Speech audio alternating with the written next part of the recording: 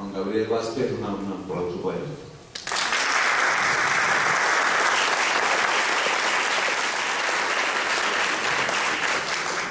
Es por si acaso al final faltan, ¿sabes? Y Manuel Vilas, el gran Vilas de España también.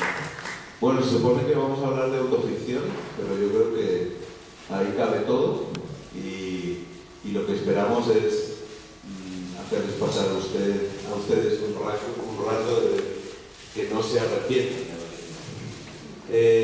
La autoficción es un género que parece que se ha inventado hace 2 días, pero no. Ya había un señor que se llamaba Montaigne, que lo había explorado en el siglo XVI, además muy bien, o sea, como si fuese hoy. Había otro señor que se llama Miguel de Cervantes, que en la segunda parte del Quijote empieza a hablar. Esto está muy bien, este promedio. Bueno, es que Cervantes yo creo que va a llegar a algún sitio. Es que yo creo que tiene posibilidades. De hecho, hay otro autor que antes de que el mundo de la autoficción del siglo XXI, en el siglo XX, ya lo hacía, que era Milan Kundera, se preguntaba antes de empezar cualquier novela, se pregunta: ¿será digna de Cervantes? Es decir, la autoficción es la novela, porque está identificada como autor, como el autor que aparece en la portada, o está escondida, incluso en todos los personajes, ¿no? La experiencia es la materia prima principal de la novela junto a la imaginación. ¿Qué queréis de esto, queridos? Voy a hacer una pregunta. Vilas, ¿estás? Sí, ¿no? ¿Estás? Estaba pensando en todo lo que estabas diciendo.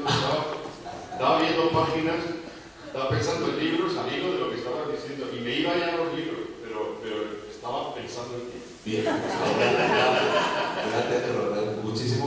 ¿Y tienes una respuesta para esta amable gente que ha venido hoy? Bueno, buenos días a todos, muchas gracias por venir. Yo estaba pensando en Montaigne, que acaba de citar Jesús, absolutamente muy bien citado, porque yo creo que es el primero que empieza a hablar de uno mismo de una manera moderna, que es probablemente lo que más nos interesa a los escritores. Es decir, hablar de uno mismo de una forma que sea actual, que esté relacionada con el tiempo presente. Y yo estaba pensando en mi caso es el tránsito que va de la autoficción a la autobiografía y la relación que hay entre autoficción y autobiografía. Yo he escrito autoficción, pero yo ahora lo que hago es autobiográfico. Sí, cuidado ahí que hay dos órdenes estéticos y morales, probablemente más morales que estéticos, que son distintos. Una cosa es la autoficción y otra cosa es la autobiografía. La autobiografía es un clásico.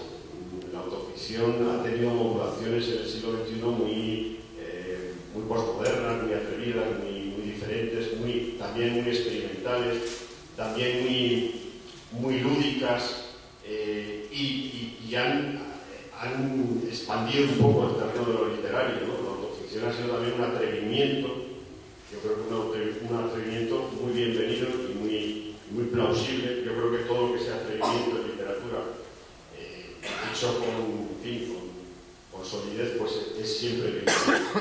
El relato autobiográfico es más a pie de vida y se basa, quizá, yo no soy teórico de la literatura, pero los teóricos están muy metidos en esto, en distinguir autoficción de autobiográfico, pero es muy sencillo. Lo autobiográfico es si lo que se narra en la novela coincide con la biografía del señor que la ha escrito.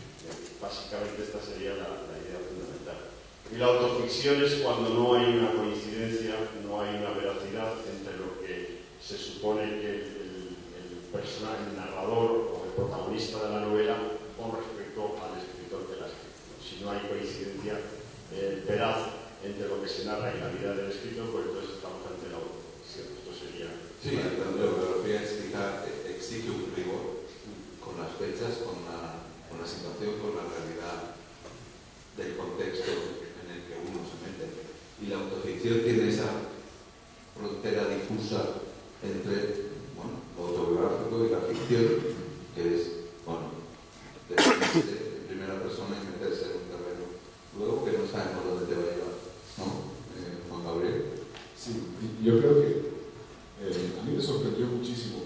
Buenos días a todos, gracias por estar aquí. Me sorprendió mucho cuando las primeras reseñas de esta novela que publiqué hace unos años, La forma de las ruinas, y que es la que justifica que yo esté en esta mesa, porque las otras no tienen un narrador que se con bibliografía. Esta sí, pero me sorprendió mucho que se empezara a hablar de autoficción en este libro, porque yo lo que creía haber hecho simplemente era utilizar una experiencia, una vivencia que había sido particularmente potente para mí como punto de partida para inventar una historia, y que se hablara de eso como una autoficción me hizo caer en la cuenta de ciertos mecanismos con los cuales los escritores tratamos de explorar nuestra propia vida. Manuel dijo la palabra moral, y esto me parece fundamental. La razón por la que yo escogí que mi novela fuera contada por un personaje que se llama Juan Gabriel Vázquez, que ha publicado los libros que yo he publicado, cuya vida coincide a grandes rasgos con la mía, fue una razón moral. Yo había conocido a un médico en Bogotá que en un momento se enteró de que a mí me obsesionaba el crimen de Jorge Eliezer Gaitán, que fue un político colombiano asesinado en 1948, y había encontrado en una novela mía una mención a otro crimen famoso de la historia colombiana, otro crimen célebre, el del senador Rafael Uribe Uribe, en 1914. Entonces este personaje me invita a su casa y me dice: ¿a ti te interesan estas cosas? Yo quiero mostrarte algo. Me invita a su casa y saca de un archivador una vértebra de Jorge Eliezer Gaitán, con uno de los huecos de las balas que lo mataron, y la parte del cráneo de Rafael Uribe Uribe, que sufrió los golpes de las hachuelas de sus asesinos. Y me pone esos huesos en las manos. Y esto ocurría en el mismo momento en que mis hijas gemelas estaban naciendo.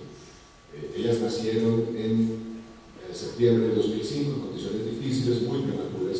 Eso las obligó a pasar varias semanas en las incubadoras, semanas que mi esposa y yo pasamos en el hospital. Entonces yo me encontraba en esta situación de tener en mis manos los huesos de los muertos colombianos, los restos físicos de la violencia colombiana del siglo XX, y luego llegar a la clínica para tener a mis hijas en mis manos.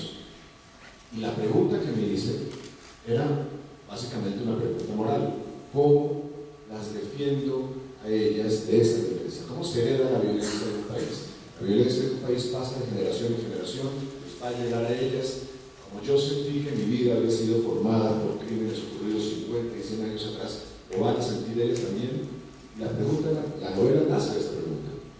Entonces, que después se explore lo que yo traté mal que bien de hacer en mi libro a través de etiquetas como la autoficción, me pareció muy interesante y muy sorpresivo también. No sabía que eso iba a pasar. Es que la ficción, la autoficción es realmente una herramienta para la ficción, ¿no? Es un punto de partida, ¿no?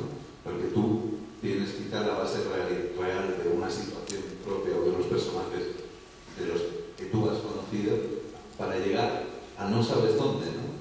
En el caso de Manuel,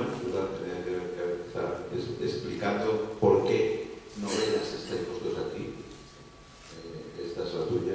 Ordesa es la de Manuel, que sí tiene ese punto de autobiografía cruda, tierna, que ha convertido a Manuel este año en un fenómeno literario en España, porque realmente ha ido al tuétano de algo muy específico, muy cotidiano, muy identificable en lo que es la España moderna, y que él ha sabido elegirse una especie de, digamos, de medium extrañísimo de la clase media, ¿no? Con todas sus crudezas y todas sus ternuras y toda su capacidad de supervivencia, ¿no? Eso quizá ha sido el motor para escribir Ordesa, aparte de un exorcismo espectacular. Sí, yo empecé a escribir Ordesa cuando murió mi madre. Mi madre murió en mayo del 2014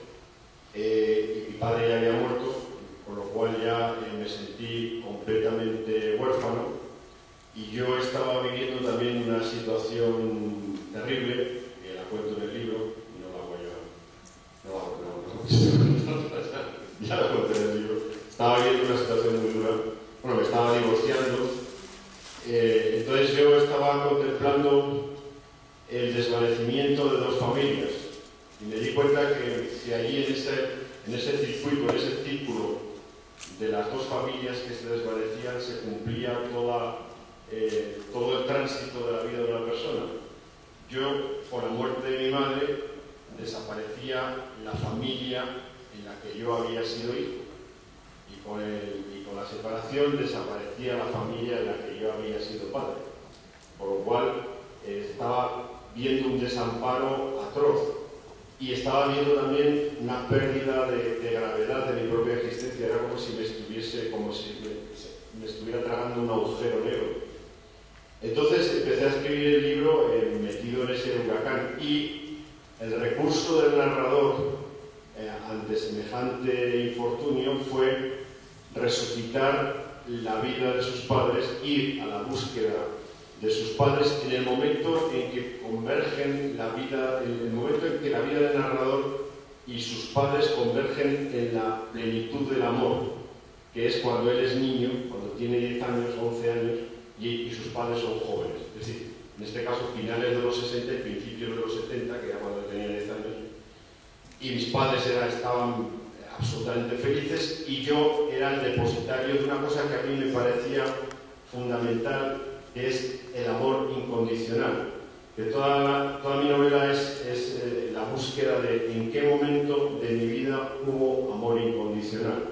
Yo creo que un ser humano en algún momento tiene que encontrarse, y yo se lo deseo a todos los seres humanos, con el amor incondicional, porque es algo que genera una sensación poderosa de estar vivo, ¿no? Y ese narrador va a la búsqueda de la vida de sus padres y se encuentra con una España que fue la España de finales de los 60 y principios de los 70. Entonces se pone a contar la vida de su padre, la vida de su madre, y acaba contando la vida de la clase media baja española de ese momento, de un momento en donde, bueno, un momento de construcción de la clase media española, porque en los 60 del siglo pasado se construye la clase media española. Hay una prosperidad económica que hace que mi padre, por ejemplo, mi padre era viajante de comercio. Entonces mi padre en esa década puede comprarse un automóvil, incluso se cambia de automóvil, en fin. Entonces todo eso es lo que yo narro allí. Y lo que ha pasado es que mucha gente de mi generación y de otras, ¿no?, ha visto en ese relato esa descripción de esa clase media que coincidía con su propia historia familiar. Entonces, en el relato autobiográfico yo creo que funciona en la medida en que la historia que el escritor narra acaba siendo secundaria y el lector pone a su propio padre y a su propia madre en esa narración.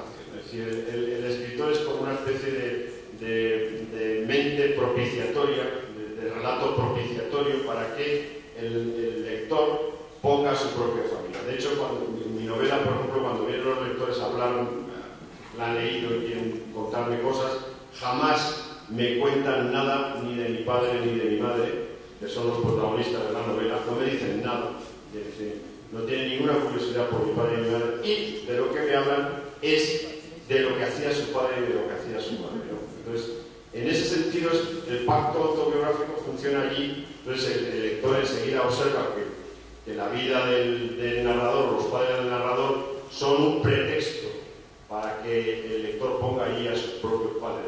De modo que él en ese sentido es un impudor útil, un impudor del escritor que sirve para que el lector ponga su propia historia. Porque si no sería un impudor fallido y incluso sería mera vanidad, incluso un exhibicionismo que no tendría sentido. Ahí está también el problema y los grandes riesgos de este tipo de relatos. Bueno, hay una cosa impresionante que a mí me fascina, porque rompe muchísimas reglas de la autobiografía y el impudor llega al esperpento, yo creo, muchas veces.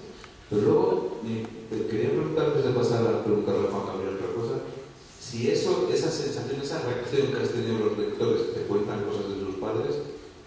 creíste mientras estabas escribiendo? Probablemente no.